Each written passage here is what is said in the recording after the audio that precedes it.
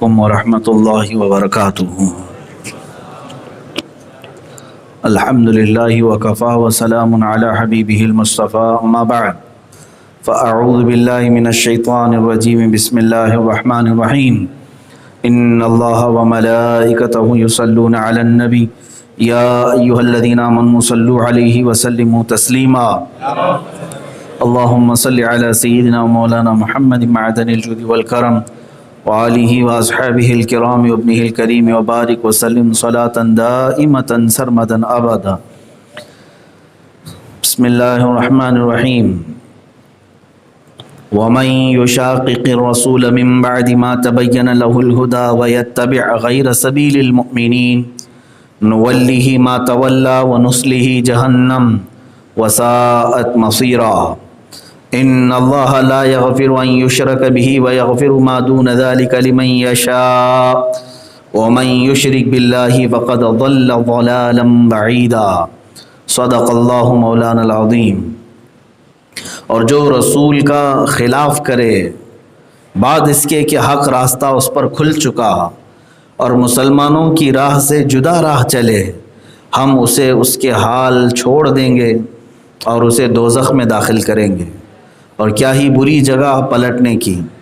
اللہ اسے نہیں بخشتا کہ اس کا کوئی شریک ٹھہرایا جائے، اور اس سے نیچے جو کچھ ہے جسے چاہے معاف فرما دیتا ہے، اور جو اللہ کا شریک ٹھہرا ہے وہ دور کی گمراہی میں پڑا ہے۔ یہ دو آیتیں ہیں، اس میں سے ایک آیت کل میں نے تلاوت کی تھی، اس کی تفسیر عرض نہیں ہو سکی۔ پہلی جو آیت آج میں نے تلاوت کی، اس میں دو باتیں ہیں۔ پہلی بات یہ ہے، اللہ فرماتا ہے جو رسول کے خلاف کرے گا، وَمَن يُشَاقِقِ الرَّسُولِ مِن بَعْدِ مَا تَبَيَّنَ لَهُ الْهُدَى، ہدایت مل جانے کے بعد، راستہ معلوم ہو جانے کے بعد پھر بھی رسول کا راستہ چھوڑ کر دوسرا راستہ لے لے۔ نمبر ایک، وَيَتَّبِعْ غَيْرَ سَبِيلِ الْمُؤْمِنِينَ، اور مومن مسلمانوں کا راستہ چھوڑ کر دوسرا راستہ اختیار کرے۔ اللہ فرماتا ہے ہم اس کو اس کے حال پر چھوڑ دیں گے، پھر قیامت کے دن اسے جہنم میں داخل کریں گے۔ جسے چاہے جو چاہے وہ راستہ اختیار کرے، یہاں زور زبردستی نہیں ہے آپ کے اوپر۔ ہم ڈنڈا لے کر کے آپ کی سر پہ نہیں کھڑے رہیں گے کہ آپ کو ہمارے ہی پیچھے چلنا ہے۔ اللہ نے آپ کو مختار پیدا کیا ہے۔ فَمَنْ شَاءَ مِنْكُمْ فَلْيُؤْمِنْ وَمَنْ شَاءَ فَلْيَكْفُرْ، تم میں سے جو چاہے ایمان لائے، جو چاہے کافر ہو جائے۔ جسے جو دین دھرم اختیار کرنا ہے وہ کر لے، لیکن حق جو ہے وہ اللہ رب العزت کا دین اسلام ہی حق ہے، یہ بتا دیا گیا۔ اب تمہیں کہا گیا ہے کہ تم کو جو چاہے وہ اختیار کرو، آخرت میں اگر صحیح راستے پر تھے تو جنت ملے گی، اور اگر غلط راستے پر گئے تھے تو پھر دوزخ میں ڈالے جاؤ گے۔ لیکن اس سے یہ پتہ چلتا ہے کہ آپ کو زور زبردستی نہیں کیا جائے گا۔ لا اکراہ فی الدین، دین میں کوئی زور زبردستی نہیں۔ یہ دو باتیں بہت اہم ہیں۔ پہلی بات، ومن یشاقق الرسول، جو رسول کا خلاف کرے، رسول کی مخالفت کرے۔ رسول کے خلاف کرنا ظاہر سی بات ہے، ہم تو سوچتے بھی نہیں۔ آپ میں سے اگر میں کسی سے سوال کروں کیا تم رسول سے اختلاف کرو گے، کون کہے؟ کہو گے تو ایمان چلا جائے گا، ایمان چلا جائے گا۔ لیکن ہم انجانے میں کر جاتے ہیں۔ رسول کے خلاف جانے کا مطلب دو قسم کا ہے۔ ایک ہے بندہ رسول کو معاذ اللہ رب العالمین باطل سمجھ کر کے ان کے خلاف کرتا ہے، یہ تو کافر ہے۔ حضور صلی اللہ تعالیٰ علیہ وسلم کو غیر حق سمجھ کر کے، وہ حق پر نہیں ہے سمجھ کر کے ان کی ذات کا خلاف کرتا ہے، ان سے اختلاف کرتا ہے، وہ کافر ہے۔ لیکن ایک بندہ ہے رسول کو رسول مانتا ہے، لیکن اپنے نفس امارہ کی شرارتوں کی وجہ سے ان کے راستے پہ چل نہیں پاتا ہے، تو یہ فاسق ہے، کافر نہیں ہے۔ ایسا شخص کیا ہے؟ فاسق ہے، کافر نہیں۔ کافر میں اور فاسق میں بڑا فرق ہے۔ مثال کے طور پر میں اور آپ کو سمجھا دوں، نماز کیا ہے؟ فرض ہے نا، نماز فرض ہے۔ اب یہاں دو باتیں ہو سکتی ہیں۔ ایک ہے نماز کا انکار کرتا ہے کوئی، میں نہیں مانتا نماز کو، اگر کوئی کہتا ہے معاذ اللہ، اور ایک ہے مانتا ہے لیکن پڑھتا نہیں ہے. دونوں میں فرق ہے کہ انکار کرنے والا کافر ہو گیا. نماز کا انکار اگر کسی نے کیا کافر ہو گیا, اسلام سے ہی نکل گیا, کیونکہ یہ فرضیات اسلام میں سے ہے, ضروریات دین میں سے ہے. نماز کے فرض ہونے کا اگر کسی نے انکار کیا معاذ اللہ, وہ کیا ہو گیا؟ اسلام سے خارج ہو گیا, کافر ہو گیا. لیکن ایک بندہ ہے وہ نماز کو فرض جانتا ہے, مانتا بھی ہے, اللہ رب العزت کا فریضہ ہے, لیکن پڑھتا نہیں ہے, بھول جاتا ہے یا غفلت میں رہتا ہے یا کبھی کبھار جان بوجھ کر کے بھی چھوڑ دیتا ہے, لیکن انکار نہیں کرتا. تو ایسا بندہ کافر نہیں, فاسق ہے. گنہگار کو فاسق کہتے ہیں اور انکار کرنے والے کو کافر کہتے ہیں. تو گنہگار کی بخشش ہے, کافر کی بخشش نہیں ہے. گنہگار بھلا کافر سے, کیونکہ آگے کی آیت آ رہی ہے جس کو ہم نے پڑھا ہے, جس نے شرک کیا اسے اللہ معاف نہیں کرے گا, اور شرک کے علاوہ یعنی شرک اور کفر کو چھوڑ کر کوئی بھی گناہ کرے اللہ فرماتا ہے جسے چاہے اللہ جب چاہے معاف فرمائے, وہ جیسا چاہے معاف کرے گا. انکار نہ کیا ہو. اب رسول کا خلاف کرنے والا بھی یہاں پر اگر جان بوجھ کر کے میرے آقا صلی اللہ تعالیٰ علیہ وسلم کو غلط ٹھہراتے ہوئے اختلاف کیا تو کافر ہو گیا. کیا ہو گیا؟ کافر ہو گیا. اور اگر حضور اکرم صلی اللہ تعالیٰ علیہ وسلم سے محبت کرتا ہے لیکن ان کے طریقے پر چل نہیں پاتا تو یہ گنہگار ضرور ہے, فاسق ہے, لیکن کافر نہیں. اب میں آپ کو بتاتا ہوں اس کی مثالیں. حضور صلی اللہ تعالیٰ علیہ وسلم, ایک اس میں تیسرا آدمی بھی ہے, ایک کافر ہو گیا ایک فاسق ہو گیا, دونوں بھی کھل کر کے ہیں. جیسے رسول پاک صلی اللہ تعالیٰ علیہ وسلم کو بالکل نہیں مانتا کوئی, نان مسلم ہی کہیں گے نا ہم اس کو, کافر ہے. اور ایک ہے حضور صلی اللہ علیہ وسلم کو مانتا ہے, دل و جان سے مانتا ہے, لیکن ان کے طریقے پر عمل نہیں کر پاتا. یہ کیا ہے؟ یہ فاسق. ایک کافر ہوا ایک فاسق ہوا. بیچ میں ایک اور ہے, وہ کبھی کبھار عمل کرتا ہے لیکن بولتا کبھی نہیں ہے, حضور کو غلط کہتا کبھی نہیں ہے, لیکن دل کے اندر اس کے یہ بات ہے کہ رسول غلط ہے, معاذ اللہ. اس کو منافق کہتے ہیں. یہ کیا ہے؟ منافق. وہ کبھی کبھار نماز بھی پڑھتا ہے, روزے بھی رکھتا ہے, لیکن رسول کے متعلق کبھی کبھار یہ بھی کہتا ہے معاذ اللہ وہ غلط تھے. تو یہ کیا ہوا؟ یہ منافق. یہ تینوں چیزیں نہیں ہونی چاہیے, نہ کافر بنے, نہ منافق بنے, نہ فاسق بنے. جو رسول پاک صلی اللہ علیہ وسلم کو دل سے بھی مانتا ہے, جان سے بھی مانتا ہے, اور ان کے طریقے پہ عمل بھی کرتا ہے, وہ مومن صالح ہے. وہ کیا ہے؟ مومن صالح ہے. اللہ ہمیں مومن صالح بنائے. کہ حقیقت میں زندگی تو مومن کی ہی ہے. جو رسول پاک صلی اللہ تعالیٰ علیہ وسلم کے نقش قدم پر چلا وہی مومن ہے, اور ان کے علاوہ جو بھی آیا اس طریقے کو چھوڑا وہ گنہگار ہوا, فاسق ہوا, کامل مومن نہیں بنا. اب یہاں پر مجھے آپ کو یہ بتانا ہوگا کہ اللہ نے یہ فرمایا جو بھی رسول کا خلاف کرے, اس سے مراد وہ کافر لوگ ہیں جو رسول کا اختلاف, ان کو جہنم میں ڈالا جائے گا. اور کچھ وہ لوگ ہیں جو فاسق ہیں, رسول کے خلاف تو چلے دنیا میں, گناہ کیے, انہیں بھی دوزخ میں ڈالا جائے گا, لیکن ہمیشہ کے لیے نہیں. کافر ہمیشہ کے لیے دوزخ میں جائے گا, فاسق اپنے گناہ کی سزا بھگتنے تک وہ کتنے بھی سال ہو سکتی ہے وہ اللہ کے اوپر ہے. اور رب تبارک و تعالیٰ جب تک چاہے گا دوزخ میں رکھے گا. کسی کو 100 سال, کسی کو 500 سال, کسی کو 900 سال گناہوں کی سزا وہ بھوگتے گا, پھر واپس نکالا جائے گا دوزخ سے اور پھر جنت میں داخل کیا جائے گا. گنہگار کی بات کر رہا ہوں جو رسول کے طریقے پر نہیں چلا لیکن رسول کو مانتا تھا. میرے عزیزو, کہیں ان میں تو ہمارا نام نہ آ جائے. رسول کو مانتے تو ہیں لیکن ان کے طریقے پر چل نہیں پائے, خلاف کرتے رہے. اسی لیے تو میں ایک بات اکثر کہا کرتا ہوں, حضرت ابو بکر شبلی رضی اللہ تعالیٰ سلسلہ قادریہ کے بڑے بزرگ ہیں, غوث پاک رضی اللہ تعالیٰ عنہ کے بھی اوپر ہیں سلسلے میں. حضرت ابو بکر شبلی فرماتے ہیں میری زندگی میں سب سے بڑا مشکل سوال میرے لیے ایک ہے، مشکل سوال، سب سے مشکل ہے یہ سوال کا جواب۔ پوچھا کیا ہے یہ؟ تو کہا اگر کسی نے پوچھ لیا کیا آپ رسول سے محبت کرتے ہیں، یہ میرے لیے زندگی کا سب سے مشکل سوال ہے۔ آپ کے لیے مشکل ہے، میں اگر آپ سے سوال کروں کیا آپ رسول پاک صلی اللہ علیہ وسلم سے محبت کرتے ہیں یا نہیں، ہر کوئی ظاہر سی بات ہے کیا کہے گا؟ بالکل کرتے ہیں۔ لیکن حضرت ابو بکر شبلی فرماتے ہیں میرے لیے بہت مشکل ہے اس کا جواب دینا، اگر نہ کہہ دوں تو ایمان چلا جائے گا، اس کے جواب میں اگر میں نے کہہ دیا نہ تو کیا ہو گیا؟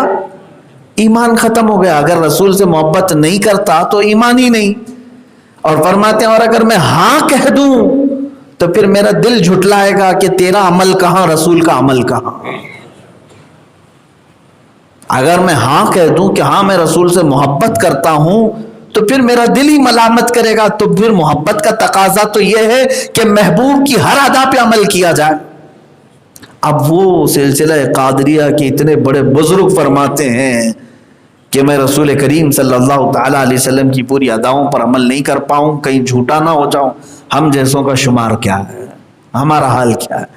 لیکن میرے عزیزوں ہو سکے جتنی ادائیں میرے نبی کی اپنا سکو اپنا لو، جتنی حضور صلی اللہ تعالیٰ علیہ وسلم کی سنتیں زندگی میں کر سکتے ہو سب کر جاؤ، اس لیے کہ اسی میں نجات ہے۔ میرے آقا صلی اللہ علیہ وسلم نے فرمایا المرء مع من احب، قیامت کے دن ہر آدمی اسی کے ساتھ رہے گا جس سے وہ محبت کرتا تھا۔ تم جس کے ساتھ دنیا میں محبت کرتے تھے اس کے ساتھ کھڑے رہو گے۔ جو دنیا میں بالی ووڈ ہالی ووڈ کے ایکٹر ایکٹریس سے محبت کرتے تھے قیامت کے دن انہی کے ساتھ کھڑے رہیں گے، ان کے ساتھ ہی اٹھیں گے۔ کوئی نیتا لوگوں سے محبت کرتا تھا تو وہ نیتا لوگوں کے ساتھ کھڑا رہے گا، کوئی پولیس سے محبت کرتا ہے پولیس کے ساتھ کھڑا رہے گا۔ ہاں جو جس سے محبت کرتا تھا وہ قیامت کے دن انہی کے ساتھ کھڑا رہے گا۔ اور یہ حدیث بیان کرتے ہیں حضرت انس رضی اللہ تعالیٰ عنہ صحابی رسول، وہ فرماتے ہیں اس حدیث کو جب میں نے حضور سے سنا تو اس سے بڑی خوشی مجھے کبھی دنیا میں نہیں ہوئی۔ پوچھا کیا ہے ایسا؟ کہا اس لیے کہ میں رسول سے محبت کرتا ہوں اور ابو بکر و عمر سے محبت کرتا ہوں۔ تو رسول نے جب فرمایا ہر آدمی اس کے ساتھ رہے گا قیامت کے دن جس سے وہ دنیا میں محبت کرتا تھا، تو مجھے یہ یقین ہو گیا کہ میں یہاں پر بھی حضور کے ساتھ ہوں وہاں پر بھی حضور کے ساتھ۔ تو محبت تو رسول کریم صلی اللہ علیہ وسلم کے ساتھ ہو۔ اب ہم بار بار محبت رسول کی بات کرتے ہیں، محبت ہوتی کیا ہے؟ یہ محبت کیا ہے؟ محبت ہم ظاہر سی بات ہے اپنے بچوں سے بھی کرتے ہیں، ماں باپ سے بھی کرتے ہیں، تو یہاں محبت محسوس ہوتی ہے۔ جیسے بچوں کو گود میں اٹھا لیا، بوسہ دے دیا تو لگا کہ محبت کر رہا ہے۔ ہر جگہ تو یہ محبت نہیں ہوتی۔ ماں باپ کی محبت الگ ہے، بیوی سے محبت الگ ہے، استاد سے محبت الگ ہے، پیر سے محبت الگ ہے، یہ ساری محبتیں الگ ہیں۔ رسول سے محبت کا مطلب کیا ہے؟ رسول کریم صلی اللہ تعالیٰ علیہ وسلم سے جب محبت کی بات آتی ہے تو کیا حضور اکرم صلی اللہ علیہ وسلم کے روزے کے نقش کو چوم لینا یہ محبت؟ گنبد خضرا کو آنکھوں سے لگا لینا یہ محبت؟ یا حضور اکرم صلی اللہ علیہ وسلم کا نام پاک چوم لینا یہ محبت؟ محبت کی علامت کیا ہے؟ حضور سے محبت۔ یہ تو میرے عزیزو یہ احساسات ہیں محبت کے۔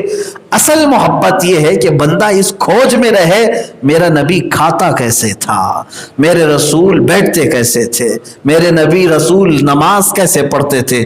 جب یہ کھوج میں لگ جائے اور اپنے محبوب کی ہر ادا اسے معلوم ہو اور پھر ان اداؤں پر مکمل عمل کرنے کی کوشش کرے، تب جا کر کے کہا جائے گا اس کو رسول سے محبت ہو گئی، اس کو رسول سے محبت ہو گئی۔ عزیزان گرامی وقار، باقی رہی بات زبانی محبت تو بہت سارے لوگ کرتے ہیں، اور اکثر تو ہم لوگوں نے یہی سمجھ لیا ہے کہ زوردار نعرے لگائیں تو یہ محبت رسول ہے۔ نعروں میں ہی ساری محبت اگر دکھانی ہو تو پھر عمل کا مطلب کیا رہ جائے گا؟ آپ اپنی زندگی میں حضور اکرم صلی اللہ تعالیٰ علیہ وسلم کے اداؤں کو نہیں لاؤ گے تو پھر محبت کا دعویٰ جھوٹا کہلائے گا، جھوٹی بات کر رہا ہوں۔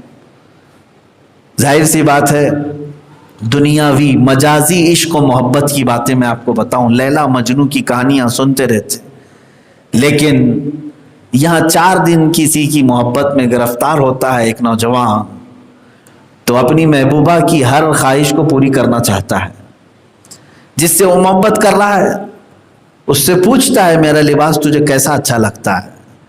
اس نے اگر کہہ دیا کہ تجھے تیرے بدن پر ریڈ کلر کا بلیک کلر کا بہت اچھا لگتا ہے، تو کس سے پوچھا اس نے؟ جس سے محبت کر رہا ہے، محبوبہ سے۔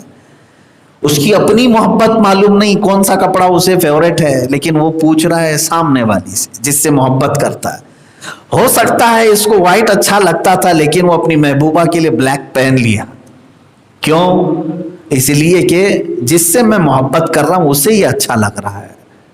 ہم نے بہتوں کو پورا کا پورا بدلتے دیکھا ہے، دنیاوی محبت میں، مجازی عشق میں چہرہ بھی بدلا ہے، بال بھی بدلے ہیں، کپڑے بھی بدلے ہیں، طور طریقے بھی بدلے ہیں، بولنے کے لہجے بھی بدلے ہیں، سونے کا ٹائم بھی بدلا ہوا ہے، سب بدلا ہے 4 دن کی محبت میں۔ اے میرے عزیزو، جو فانی محبت ہے جس کی نہ کوئی جزا ہے نہ کوئی ثواب کا وعدہ ہے، اس میں پورا کا پورا بندہ چینج ہو جاتا ہے۔ اور یہاں قرآن میں جا بجا رب نے وعدے کیے ہیں، تو اگر رسول سے محبت کر لے اور رسول کے اخلاق کو اپنا لے تو قیامت کے دن اس رسول کا تجھے پڑوس بنایا جائے گا، جنت میں ان کے ساتھ رہے گا۔ یہاں وعدے پر وعدے ہیں لیکن بندہ ان تمام چیزوں کو ہلکے میں لیتا ہے۔ میں آپ کو بتاتا ہوں اب صحابہ کیسے کرتے تھے، رسول کا خلاف سوچنا بھی نہیں۔ حضرت عمر فاروق رضی اللہ تعالیٰ عنہ گھوڑے پر بیٹھ کر ایک جگہ گزر رہے ہیں، پیچھے آپ کے کچھ اور بھی لوگ تھے، ایک چھوٹی سی تنگ گلی آئی، ایک درخت تھا، درخت کی ٹہنی لٹک رہی تھی، تو آپ جب گھوڑے سے گزر رہے تھے تھوڑی دیر اس ٹہنی کے نیچے رک گئے اور تھوڑا اچھل کر کے اپنا امامہ اس درخت کی ٹہنی میں الجھانے لگے، پھنسانے لگے۔ وہ ٹہنی اوپر تھی تو تھوڑی دیر اچھل کود کے بعد آپ کا امامہ اس میں الجھ گیا، کھل گیا، کھلا، اس کے بعد آپ نے پھر سے باندھا، مسکرائے اور آگے بڑھے۔ یہ بھی کوئی عمل ہے؟ یہ کیا ہے؟ تو دیگر صحابہ نے پوچھا حضرت عمر فاروق رضی اللہ تعالیٰ عنہ سے، یہ کیا مسئلہ ہے؟ یہ درخت کے سامنے آپ کھڑے ہو کر الجھائے اس طرح اپنے امامے کو، پھر پہن کے آگے نکلے۔ کہتے ہیں ایک بار میں حضور کے ساتھ یہاں سے گزر رہا تھا، رسول پاک صلی اللہ تعالیٰ علیہ وسلم میرے آگے تھے، اس وقت یہ درخت کی ٹہنی بہت نیچے آ چکی تھی، اتفاق سے میرے نبی کا امامہ اس میں الجھ گیا تھا، حضور اکرم صلی اللہ تعالیٰ علیہ وسلم کا امامہ اس میں پھنس گیا تھا۔ رسول کریم صلی اللہ علیہ وسلم نے امامہ شریف نکالا، پھر اپنے سر پر باندھا اور مسکرا کر آگے نکل پڑے۔ میں آج اس گلی سے گزر رہا تھا تو مجھے میرے نبی کی یاد آ گئی، میں نے سوچا کہ حضور کی اس ادا پر بھی عمل کر لوں تاکہ حضور کی سنت پہ عمل کا موقع ملے۔ میرے عزیزو، یہ سنت نہ کوئی فرض ہے نہ واجب ہے، کسی کے لیے ضروری نہیں تھی، یہ تو اتفاقی ہے نا، لیکن صحابہ وہ اتفاق سے ہونے والی چیز کو بھی نہیں چھوڑتے تھے۔ حضرت عثمان غنی رضی اللہ تعالیٰ ایک مرتبہ اپنی گھر کے صحن میں بیٹھے ایک ہڈی چوس رہے تھے، امیر المومنین نیچے بیٹھے ہوئے ہیں بوریے پہ اور ہڈی چوس رہے ہیں، تو صحابہ آئے، پوچھا امیر المومنین آپ ایک ہڈی کچھ گوشت ووشت نہیں ہے اس کے اوپر؟ وہ چوستے بیٹھے ہیں صبح کیا وقت؟ انہوں نے کہا ہاں میرے گھر میں۔ حضرت عثمان کا مال تو اتنا کہ آج کا کوئی بڑا سا بڑا ارب پتی بھی نہیں پہنچے گا۔ ایک بار جو وہ خیرات کرتے تھے 1 ارب 16 کروڑ روپے اس زمانے کے، ایک بار ایک جنگ میں، وہ بہت بڑے مالدار تھے، سوکھی ہڈی چوس رہے تھے۔ تو حضرت عثمان سے جب لوگوں نے پوچھا تو انہوں نے کہا ایک بار میں نے رسول اللہ صلی اللہ علیہ وسلم کو ایسے چوستے ہوئے دیکھا تھا۔ اللہ کے نبی صلی اللہ تعالیٰ علیہ وسلم اپنے فاقے کے زمانے میں خشک ہڈی کو چوس رہے تھے، تو میں نے بھی وہ ہڈی نکالی گھر سے اور بیٹھ کر کے حضور صلی اللہ تعالیٰ علیہ وسلم کی وہ ادا مجھے یاد آئے۔ میرے عزیز، تو یہ بھی کوئی دین میں سے تو نہیں ہے، عبادات جیسے نماز، روزے، زکوٰۃ وغیرہ کے معاملات پہ نہیں، یہ عادات میں سے ہے، حضور اکرم صلی اللہ علیہ وسلم کے ساتھ اتفاق سے ہوئی چیزیں، وہ بھی صحابہ نہیں چھوڑتے تھے۔ یہاں تک کہ مسجد قباء جہاں آج بھی ہے، وہاں باہر ایک کنواں تھا، حضرت عثمان غنی رضی اللہ تعالیٰ عنہ روزانہ اکثر عصر کی نماز کے بعد وہاں جاتے تھے اور اپنے پاؤں اس کنویں میں چھوڑ کے بیٹھے رہتے تھے. کنویں میں پانی تھا، نیچے تھا، لیکن اس کنویں کے اندر کی طرف پاؤں اپنے لٹکائے بیٹھتے تھے. اور ان سے پوچھا جاتا امیر المومنین یہاں کیوں بیٹھتے ہیں؟ تو وہ یہی کہتے میں نے رسول اللہ صلی اللہ علیہ وسلم کو یہاں بیٹھتے ہوئے دیکھا ہے. حضور اکرم صلی اللہ تعالیٰ علیہ وسلم کبھی کبھار یہاں تشریف لاتے تو اپنے پاؤں کنویں کی طرف اس طرح نیچے چھوڑے ہوئے بیٹھا کرتے تھے. یہ صحابہ کی محبت ہے. عبادات تو عبادات ہیں، وہ عادات بھی نہیں چھوڑتے تھے. ہم تو عبادات ہی چھوڑے بیٹھے ہیں. رسول کریم صلی اللہ تعالیٰ علیہ وسلم کی اداؤں سے جسے محبت ہو وہ حقیقی مومن کامل ہے. میرے عزیز، مومن کامل اسے کہتے. باقی ہم سب کی زندگیوں میں رسول کا خلاف ہو رہا ہے. حضور صلی اللہ تعالیٰ علیہ وسلم کا خلاف جو قرآن کہہ رہا ہے وَمَن يُشَاقِقِ الرَّسُولِ، جو رسول کی مخالفت کرے، من بعد ما تبین له الہدی، بعد اس کے کہ ہدایت اس تک آ گئی ہے. کون لوگ؟ ہم ہی لوگ ہیں. ہدایت ملی کہ نہیں ملی؟ اللہ نے آپ سب کو ایمان کی ہدایت دی ہے، اسلام پہ رکھا ہے. ہدایت مل جانے کے بعد جو رسول کا خلاف کرے، اب اللہ کا یہ دیکھو وارننگ دیکھو. رب تعالیٰ فرماتا ہے نُوَلِّهِ مَا تَوَلَّا، وہ جس راستے پر چلنا چاہے ہم اسے چھوڑ دیتے. وہ جس راستے پر جانا چاہے ہم چھوڑ دیتے اسے اس کے حال پر. وَنُصْلِهِ جَهَنَّمَ، پھر اسے پکڑ کر دوزخ میں داخل کرتے ہیں. یہ نہیں ہے کہ بھٹک گیا تو اللہ تعالیٰ وہاں سے پکڑ کے پھر تمہیں لائے. ایک بار اللہ نے ہدایت دے دی ایمان کی اور اسلام کی، اسے غنیمت جانو مسلمان. اور پھر اس ہدایت کو تم نے ہلکے میں لیا اور بھٹک گئے تو پھر دوزخ کی طرف جانا ہوگا، کیونکہ اللہ کی دی ہوئی اتنی بڑی نعمت کو ٹکرایا بندہ. میں ان مسلمانوں سے ہی کہتا ہوں، اے مسلمانوں، اے بچوں، تمہیں اندازہ نہیں ہے کہ اللہ نے تمہارے اوپر کتنا بڑا انعام اسلام دے کر کے فرمایا. تم پیدائشی مسلمان ہو، ماں باپ مسلمان ہیں تمہارے، مفت میں تمہیں ہدایت ملی اور تم اس کو چھوڑے بیٹھے ہو. گلی کوچے نکڑ پر اپنی پوری رات گزارتے ہو. بے حیائی اور تماشے تمہاری زندگی میں بھرے ہوئے ہیں. تمہیں ابھی اس کا اندازہ نہیں ہے کہ کتنا بڑا انعام اللہ نے تمہیں دیا ہے اسلام کی شکل میں. ان کافروں کو دیکھو، ان غیر مسلموں کو جو اسلام لے آئے، ایمان لے آئے، اس کے بعد ان کو احساس ہوتا ہے.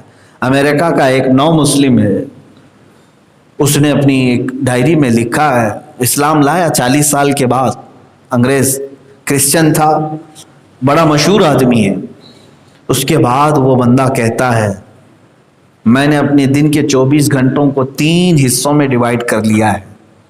اسلام لانے کے بعد 3 حصوں میں ڈیوائیڈ کر لیا ہوں. 8 گھنٹے بنتے ہیں، اس میں سے ایک حصہ 8 گھنٹے میں اپنے آرام کے لیے رکھ دیا ہوں، باقی کے 8 گھنٹے اپنے اہل و عیال کے لیے رکھا ہوں، کمانے کھانے بیوی بچے سب. اور باقی کے 8 گھنٹے مکمل میں نے صرف اور صرف اسلام کے لیے رکھا ہے. اس میں سوائے اسلام اور قرآن کے میں کوئی چیز نہیں دیکھتا، کوئی چیز نہیں پڑھتا. یا تو قرآن پڑھتا ہوں، یا حدیث پاک پڑھتا ہوں، یا اسلام کی تحقیقات کرتا ہوں، یا کچھ اس میں اضافہ کرتا ہوں. 8 گھنٹے نیو مسلم ہے، وہ کہتا ہے ڈیلی کے 8 گھنٹے میں صرف اور صرف اسلام کے لیے وقف کرتا ہوں. اور اس کے بعد بھی وہ کہتا ہے مجھے شرم آتی ہے بات کہنے کے لیے کہ میں نے 2/3 اپنی زندگی کے لیے رکھے اور صرف 1/3 اسلام کے لیے رکھا ہوں. اس میں کون سا کمال ہے؟ مجھے یہ بات کہنے میں بھی شرم آتی ہے. میں نے جب یہ بات پڑھی تو کہا اس سے بڑی شرم تو ہمارے بچوں کو آنی چاہیے جو 1 گھنٹہ بھی نہیں دیتے دن میں. پورے 24 گھنٹے میں سارے گھنٹے انہوں نے اپنی دنیا کے لیے وقت کر دیے ہیں، 1 گھنٹہ اپنے رب تعالیٰ کے لیے نہیں دیتے. میاں تمہارے اوپر جو ڈیوٹی ہے اسلام نے فریضے عائد کیے ہیں، یہ تو ہے ہی تمہارے اوپر کمپلسری فرض. وہ جو نوجوان ہے نیا مسلم ہوا ہے وہ کہتا ہے نمازیں چھوڑ کر، فجر ظہر عصر مغرب عشاء یہ نمازیں چھوڑ کر کہ میں 8 گھنٹے روزانہ اسلام کے لیے وقف رکھتا ہوں. یہ پیدائشی مسلمانوں کو اس کا احساس نہیں، قدر و قیمت نہیں ہے، معلومات کی کمی ہے. اس دن احساس ہوگا جس دن تم اٹھائے جاؤ گے قیامت کے دن اور دامن میں نیکیاں کچھ بھی نہیں ہوں گی، کچھ نہیں لائے تھے یہاں سے. پوچھا جائے گا تمہیں بار بار اے نوجوان کیسی زندگی تو گزارا، تجھے پتہ نہیں اللہ نے کیا نہیں دیا تجھے؟ جو نبی مانگتے تھے وہ تجھے اللہ نے حضور کی امتی بنا کے پیدا کیا، اس سے بڑی نعمت تجھے اور کیا ملنی تھی؟ اللہ نے سب سے آخری امت میں تجھے پیدا کیا، تیرے لقب میں قرآن میں خیر امت کہا، تیرا نام اس نے مسلمان رکھا، اور تیرے دین کو اللہ نے کہا کہ یہ میرا پسندیدہ دین ہے، اور تجھے اللہ تبارک و تعالیٰ نے اس قدر نعمتوں سے سرفراز کیا کہ کبھی خسف مسخ چہرے بگڑنے کے عذابات نہیں دیے تجھے اللہ نے، اس لیے کہ اس کے رسول تیرے ساتھ تھے۔ ان تمام عذابات سے تجھے اللہ نے آزاد رکھا۔ تو آج کے دن لایا کیا ہے؟ قیامت کے دن اس دن بہت رو گے، بہت چلاؤ گے، ہائے افسوس میری 40 سالہ زندگی، 60 سالہ زندگی، میں اپنے رب کی بارگاہ میں کچھ بھی نہیں لے کر کھڑا ہوں، سب ضائع کر کے آ گیا، عیاشی کر کے آ گیا رات سونے میں۔ اسی لیے امام اہل سنت فاضل بریلوی رضی اللہ تعالیٰ عنہ نے امت مصطفیٰ کو جھنجھوڑتے ہوئے یہ کہا ہے، دن لہو میں کھونا تجھے، شب صبح تک سونا تجھے۔ دن لہو میں، لہو کہتے ہیں کھیل کود، دن کھیل کود میں کھونا تجھے، شب صبح تک سونا تجھے، شرم نبی خوف خدا یہ بھی نہیں وہ بھی نہیں۔ رسول کا کوئی شرم حیا اور خدا کا کوئی خوف، یہ دونوں سے بھی آزاد ہو گیا ہے۔ اس دن احساس ہوگا جب سانسیں بند ہو جائیں گی اور پھر اٹھائے جاؤ گے، اب وہ عمل کا میدان نہیں ہوگا، بار بار گڑ گڑاؤ گے کہ ایک سجدہ کرنے کی اجازت دی جائے، کہا جائے گا سجدوں کا وقت ختم ہو چکا، تسبیح کا وقت ختم ہو چکا، تلاوت کا وقت ختم ہو چکا، جو کچھ اللہ نے تجھے طاقت دیا تھا، زبان دیا تھا، قوت دیا تھا، وہ سب تو نے ضائع کر دیا۔ اب صرف قیامت کا دن حساب کا ہے، عمل نہیں۔ یہ نہیں کہ 5 منٹ اور دے دیں توبہ کر لیں، نہیں، ہو گیا۔ اس لیے میرے عزیزو رسول کے خلاف نہ جاؤ، رسول کریم صلی اللہ تعالیٰ علیہ وسلم کی زندگی میں ہی آپ کے لیے، ہمارے لیے فلاح و بہبودی مثمر ہے۔ میں ایک حدیث ذکر کرتا ہوں، عیاشی کرنے والے کتنی کر لو گے، کتنا کماؤ گے، کتنا حاصل کرو گے؟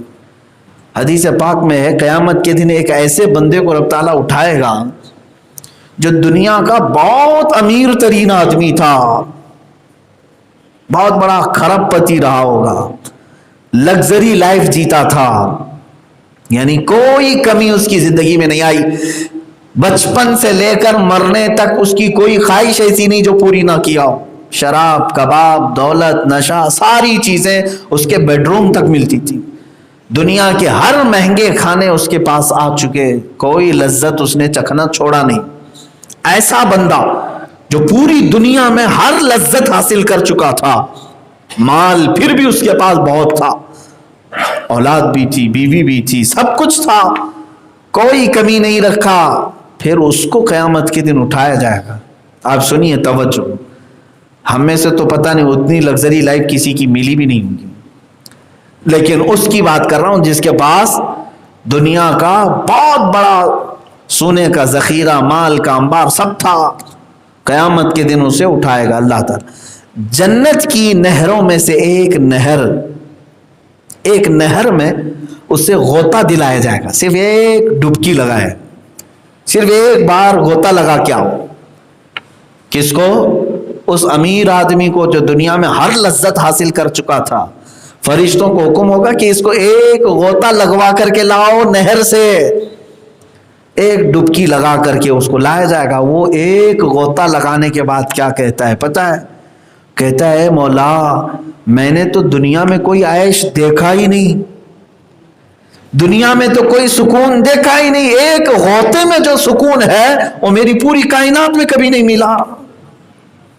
کون سی نہر سے آنے والی، جنت کی نہر سے آنے والی ایک غوطے کے بعد ہی وہ کہتا ہے دنیا میں اتنی بڑی جو لگزری لائف جیا اس میں کبھی مجھے یہ سکون نہیں آیا جو ایک ڈبکی لگانے پر، ایک غوطہ لگانے پر آیا۔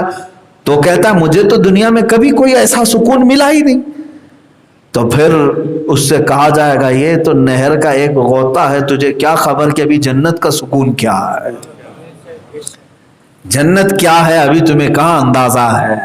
اسی لیے میرے عزیزو تم پورا کا پورا حاصل کر کے بھی عیاشی کر لے جاؤ، سب کر لے جاؤ، لیکن دنیا کے عیش کو سکون نہیں کہا جاتا، دنیا کا عیش سکون نہیں کہا جائے گا۔ سکون عیش میں جو ہے وہ صرف اور صرف جنت کے عیش میں ہے۔ کیونکہ یہاں مثال دیتا ہوں، رسول کے خلاف جانا ہے کچھ لوگوں، حضور کا طریقہ چھوڑ کر کے لوگ یہ کہتے ہیں بار بار آپ دین کی بات کرتے ہیں تو بہت ساری بندشیں آ جاتی ہیں ہمارے لیے، بزنس کا معاملہ آ جاتا ہے، کھانے پکانے ساری چیزوں میں مسائل آ جاتے ہیں، کہاں کہاں ہم دین کا خیال کریں، معاذ اللہ رب العالمین۔ تم دین کا خیال چھوڑتے ہوئے دنیا کو طلب کرتے ہوئے مست رہنے کی کوشش کرتے ہو۔ سنو، رسول پاک صلی اللہ تعالیٰ علیہ وسلم کے خلاف جا کر کے دنیا جتنی بھی کما لیا، جتنی بھی کما، میں یہ کہتا ہوں کہ دنیا کا عیش اس وقت ہوتا جب کبھی تمہیں سردی نہ آئے، بخار نہ آئے، پیٹ میں درد نہ ہو، سر میں درد نہ ہو، پیر میں درد نہ ہو، کبھی ٹوائلٹ نہ آئے، حاجت نہ آئے، ناک ریٹھ نہ آئے۔ ایسا ہو سکتا ہے؟ ایسا ہو سکتا ہے؟ تم چاہے سونا بھی کھاؤ، چاندی بھی کھاؤ، تو تمہیں جو دنیا کی حاجتیں ہیں وہ آ کر رہیں گی، یہ سب ٹینشن تو تمہارے ساتھ رہے گا۔ دنیا میں چاہے تم جتنی بھی مال کما لو، کبھی سردی، کبھی بخار، کبھی پیٹ کا درد، کبھی سر کا درد، کبھی پیروں کا درد، یہ تو بہت چھوٹی سی باتیں میں کر رہا ہوں، بڑے بڑے امیروں کو جو بیماریاں ہیں اس کا تو تصور بھی نہیں کر پاؤ گے۔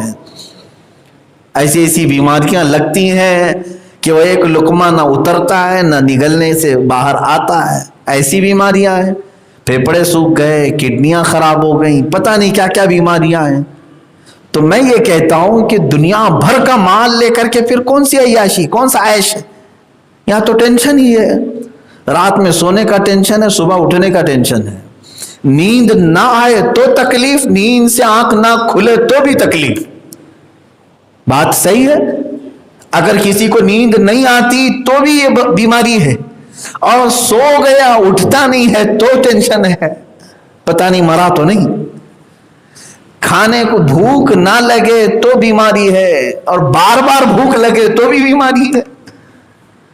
اچھا کھا لیا تو ٹھیک ہے، نہیں نکلتا تو بیماری۔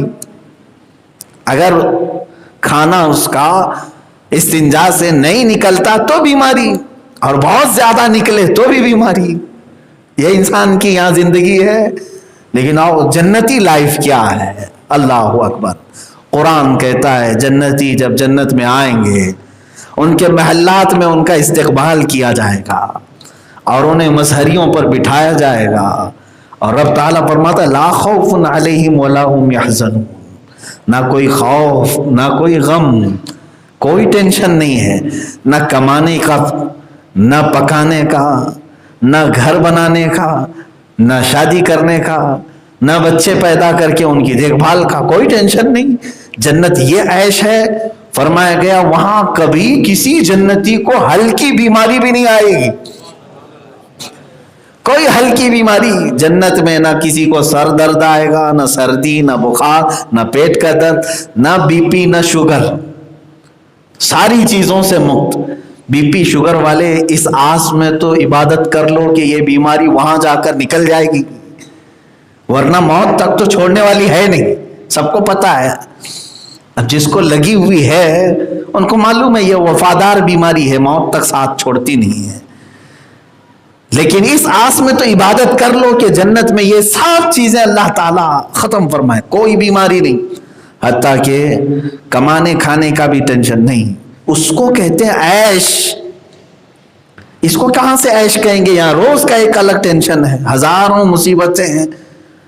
چلیں سب پیسہ کما لیے، پھر پیسہ رکھنے کا بھی ٹینشن ہے، بہت زیادہ آ جائے تو چوروں سے ڈر ہے، اوپن کریں تو انکم ٹیکس کا بھی ڈر ہے، حکومت کو نہ کھلاؤ تو پکڑے جانے کا بھی ڈر ہے، اور پکڑے جائیں تو پھر چھوٹنے کی فکر ہے۔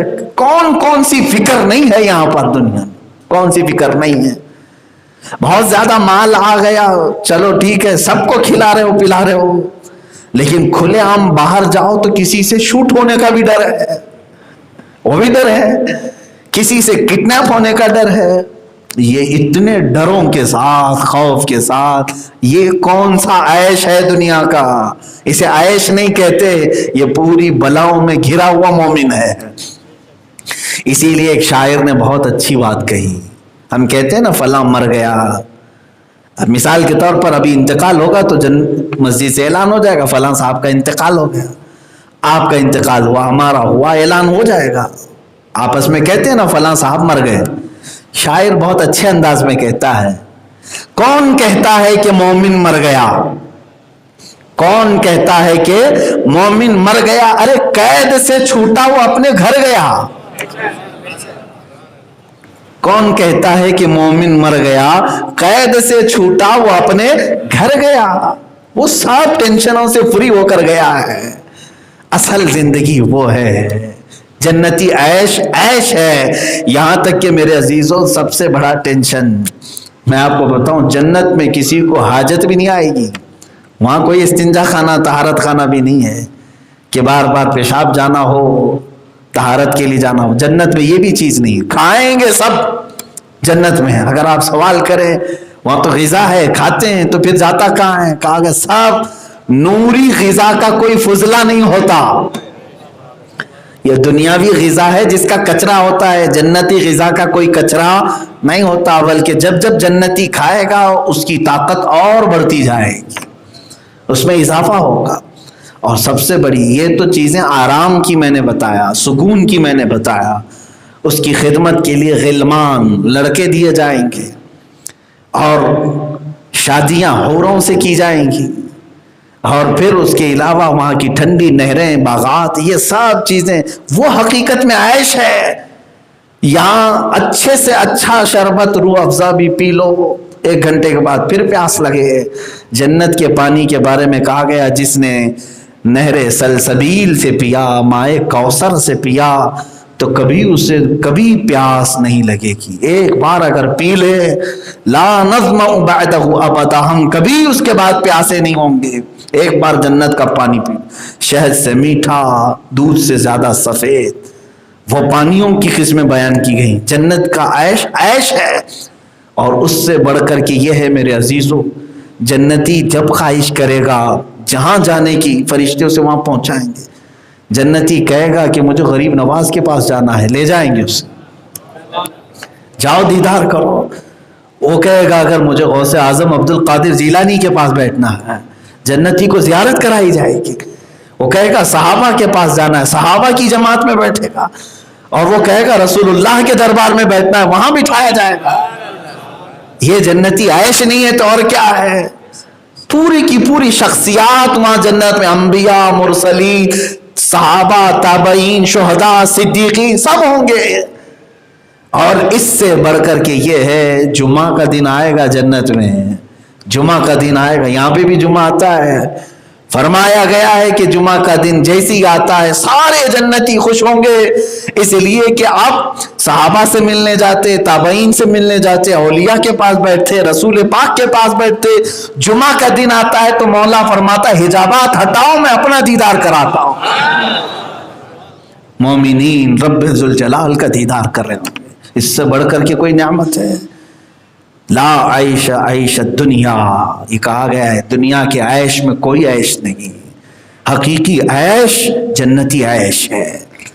ہم نے اس جنتی عیش کو ترک کر دیا مختصر سی لذتوں کی وجہ سے.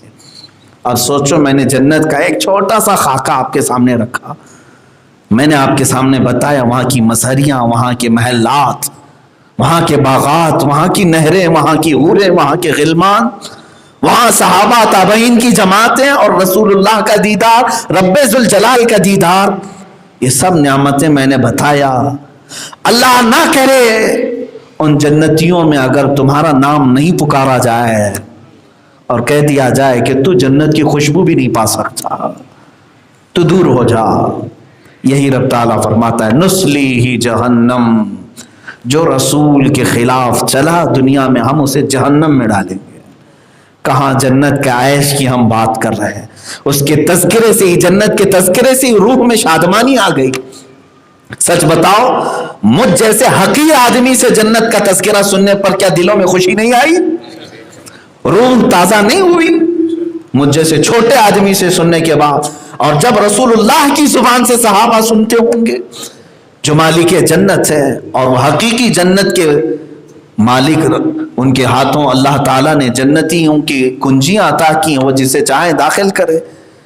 میرے عزیزو، اب اندازہ کرو کہ کہیں قیامت کے دن پکار دیا جائے فلاں بن فلاں جنت میں نہیں جا سکتا، اسے دوزخ کی طرف لے جاؤ، یہ ساری نعمتیں جو تم نے سنا صرف حسرت کے ساتھ دیکھتے رہ جاؤ گے، دیکھتے رہ جاؤ گے۔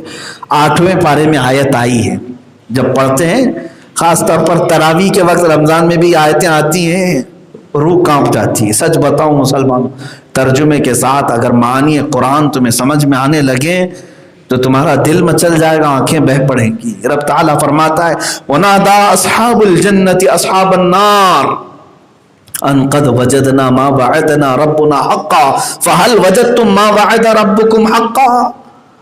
یہ کہتے ہیں جنتیوں کا اعلان ہو جائے گا، فلاں جنت کی طرف جاؤ، فلاں تم بھی جاؤ جنت کی طرف، فلاں فلاں فلاں حساب کے ساتھ بھیج دیے جائیں گے، کچھ اعمال کی وجہ سے، کچھ بخشش کی وجہ سے، کچھ سفارش کی وجہ سے جا تو رہے، لیکن کچھ وہ ہوں گے جن کے لیے دوزخ لکھ دی گئی، کہا گیا کہ انہیں نہیں بھیجا جائے گا، ان کو دوزخ کی طرف لے جاؤ، اوندھے منہ کھینچے لے جا رہے ہوں گے۔ اب دیکھیں 2 جماعتیں ہوں گی اس وقت، جہنمی جہنم کی طرف کھینچے جا رہے ہوں گے، بہت تیز ان کی چیخیں ہوں گی۔ کس انداز سے؟ کہا گیا ہے کہ ان کا سر گھٹنوں میں ڈالا جائے گا، گھٹنوں میں، پیروں میں، اور فرشتے ان کے بالوں کے ساتھ کھینچ رہے ہوں گے۔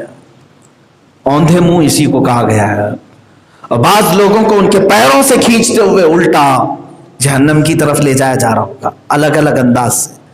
بعض کے متعلق یہ بھی کہا گیا ہے کہ ان کی انتڑیاں پیٹ میں سے پیچھے کے مقام سے نکال کر انہیں کھینچا جا رہا ہوگا، وہ جہنم کی طرف بری ذلت کے ساتھ جا رہے ہوں، بڑی بری ذلت کے ساتھ، لیکن سب کے چہرے پہچانے جا رہے ہوں گے، ہر کوئی جانتا ہوگا۔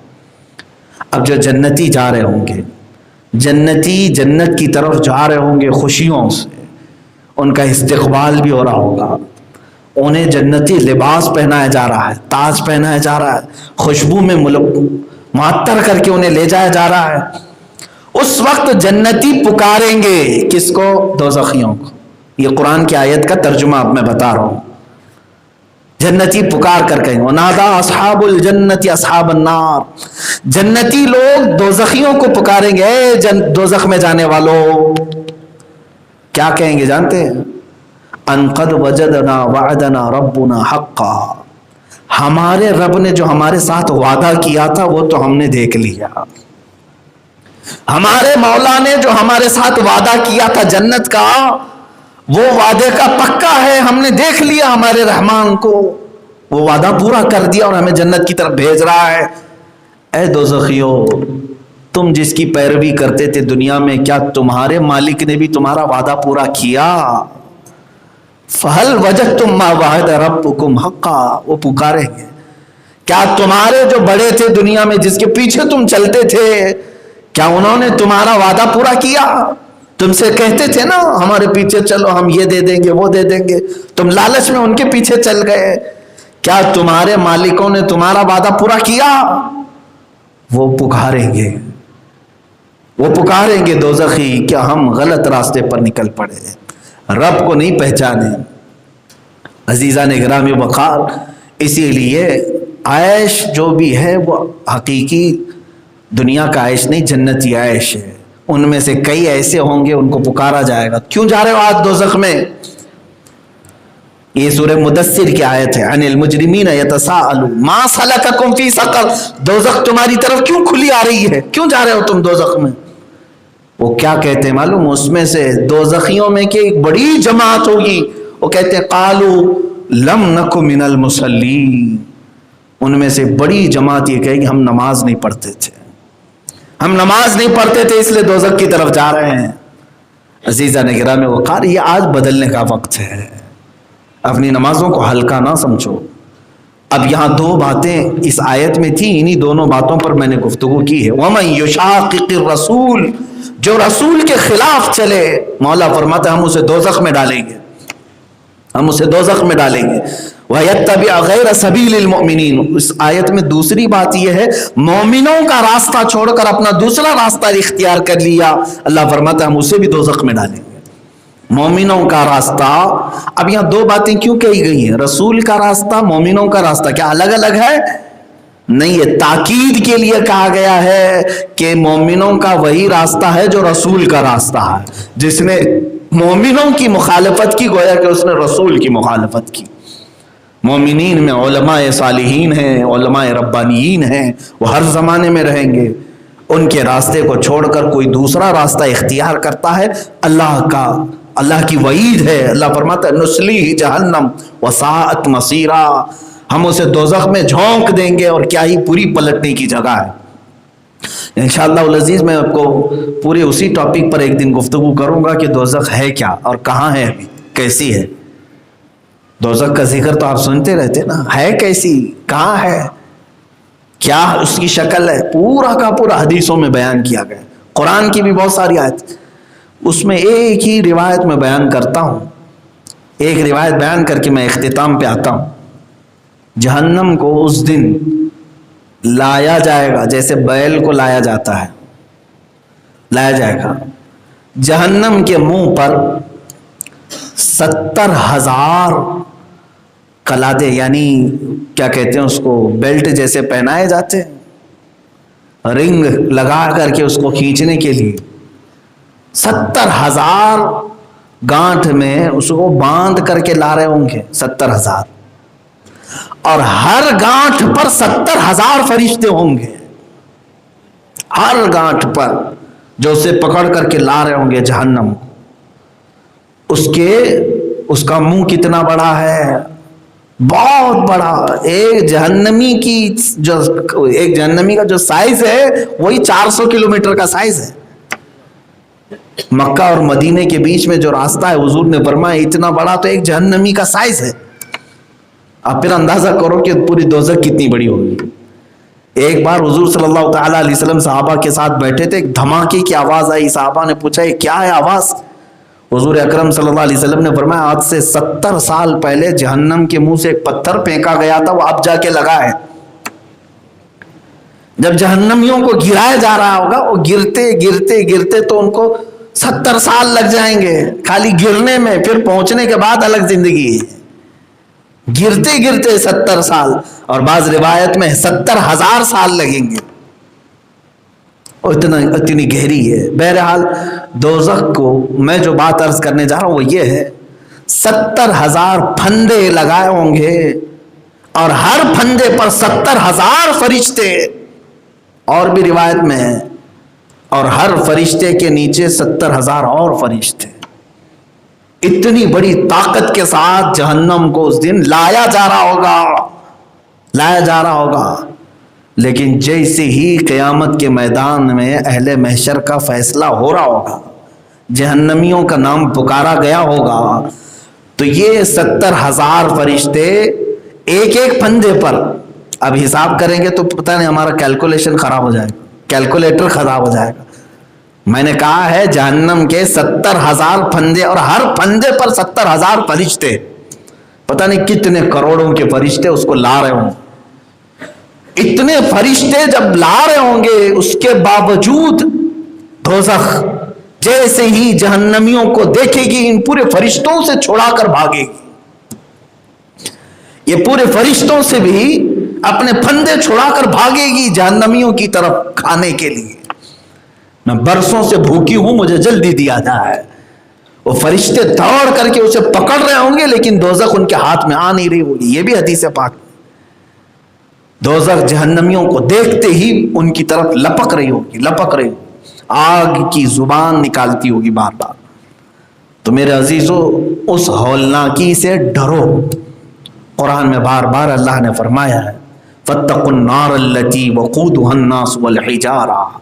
ڈرو اس آگ سے جس کا ایندھن انسانوں کو بنایا گیا ہے اور پتھروں کو. جب جہنم کی آگ ہلکی پڑنے لگے گی ایک انسان ڈالا جائے گا، وہ پیٹرول کا کام کرے گا اور بھڑکے گی، ایندھن بنایا جائے گا. یہاں سے میں نے دونوں تذکرے کر دیے، جنت کیا ہے اور دوزخ کیا ہے. زندگی تمہارے پاس بہت مختصر سی ہے، آج یا کل یا پتہ نہیں زندگی کی کون سی شام ہماری آخری ہے، جس دن موت کا فرشتہ تمہارے گھر پر دستک دے رہا ہوگا اور پھر تم سوچ رہے ہوگے کہ کچھ اور تلاوتیں کر لوں، تسبیح پڑھ لوں، نماز پڑھ لوں، بقایا پورا کر لوں، لیکن وہ موت کا فرشتہ تمہیں منٹ بھی نہیں ٹائم دیتا۔ وقت اس کے آنے سے پہلے اپنی ساری چیزیں صاف کر لو، مکمل کر لو۔ میں بچوں سے بار بار کہتا ہوں کہ تم اگر زندگی کو یہ سمجھتے ہو عیش کے لیے ہے تو اے بندو، جب تم معذور ہو جاؤ گے بار بار اس جوانی کو ترسو گے، بہت ترسو گے۔ اسی لیے حضور تاج الشریعہ رحمۃ اللہ تعالی علیہ نے اپنے ایک مشہور نعت میں یوں فرمایا ہے، زندگی یہ نہیں ہے کسی کی کسی کے لیے، زندگی ہے نبی کی نبی کے لیے، نہ سمجھ مرتے ہیں زندگی کے لیے، جینا مرنا ہے سب کچھ نبی کے لیے۔ اور یہاں کی یہ جو چاندنی کے لیے کہا گیا ہے کہ مر کے ترسو گے پھر اس زندگی کے لیے، یہ زندگی کے لیے پھر ترسو گے تم، کاش ایسی طاقت مجھے دی جاتی تو پھر میں عبادت کر لیتا، لیکن نہیں دی جائے گی۔ اللہ تبارک و تعالی ہمیں اصلاح کی توفیق عطا فرمائے۔ حضرت امام مالک رضی اللہ تعالیٰ عنہ ایک بڑے بزرگ میں فرماتے، میں نے ایک دن راستے سے گزرتے ہوئے ایک بچے کو دیکھا، رو رہا تھا، 8 سال کا بچہ تھا، رو رہا تھا۔ میں نے اس سے پوچھا کہ بیٹا کیوں رو رہا ہے؟ ماں نے باپ نے کسی نے مارا ہے؟ کہا نہیں، میں آج درسگاہ میں گیا تھا استاد کے پاس پڑھنے کے لیے قرآن، انہوں نے قرآن پڑھایا، پہلے پارے کی ایک آیت پڑھا، اس کے بعد رونے لگ گیا۔ اللہ، 8 سال کا بچہ۔ اس بزرگ نے پوچھا بیٹا وہ آیت تو بتا مجھے کون سی ہے؟ پہلے پارے کی 3 صفحے میں یہ آیت ہے، فَاتَّقُوا النَّارَ الَّتِي وَقُودُهَا النَّاسُ وَالْحِجَارَةُ۔ اللہ فرماتا ہے ڈرو اس آگ سے جس کا ایندھن انسان ہیں اور پتھر ہیں۔ تو اس بزرگ نے فرمایا بیٹا یہ تو بڑے بڑے گنہگاروں کے لیے اللہ نے فرمایا، تو ابھی چھوٹا ہے، نابالغ ہے، تو کیوں اتنا رو رہا ہے؟ وہ اور رونے لگا، ہچکیاں بند گئی اور رونے لگا۔ کہا بیٹا کیا بات ہے مجھے تو بتا، اور تجھے کیا سمجھ میں آیا؟ کہا آپ صحیح کہہ رہے ہیں، بڑے بڑے گنہگاروں کے لیے ہے دوزخ کی آگ، لیکن میں اپنے گھر میں ماں کو دیکھتا ہوں، چولہا جب لگاتی ہے تو بڑی بڑی لکڑیاں رکھتی ہے اور آگ لگاتی ہے، بڑی لکڑیوں کو جلدی آگ نہیں پکڑتی تو چھوٹے چھوٹے چھلکے نیچے رکھتی ہے، پہلے چھلکوں کو آگ لگاتی ہے، اس آگ سے بڑی لکڑیوں کو آگ پکڑ لیتی ہے۔ وہ بچہ کہتا ہے کل قیامت کے دن بڑے بڑے جہنمیوں کو، گنہگاروں کو جلانے کے لیے مولا مجھ جیسے چھوٹے گنہگاروں کو چھلکا نہ بتایا، مجھے اس بات کا بھی ڈر ہے۔ ارے وہ 8 سال کے تھے پھر بھی دوزخ کے عذاب سے ڈرتے تھے اور روتے تھے، یہاں ہم 80 سال کے بھی ہو گئے، کان میں جوں تک نہیں رینگتی۔ رات سے صبح ہوتی ہے، صبح سے رات ہوتی ہے، لوگ اپنے عیش میں مست ہیں، مصروف ہیں۔ آؤ اسلام کی طرف واپس اپنے دل کو زندہ کرو۔ ضمیر مردہ رہے تو ہماری تقریریں کسی کام کی نہیں، اور اگر ضمیر بیدار ہے تو قرآن کی ایک آیت بھی اس کے لیے کافی ہے۔ اللہ ہم سب کو ہدایت عطا فرمائے۔ وآخر دعوانا ان الحمد للہ رب العالمین۔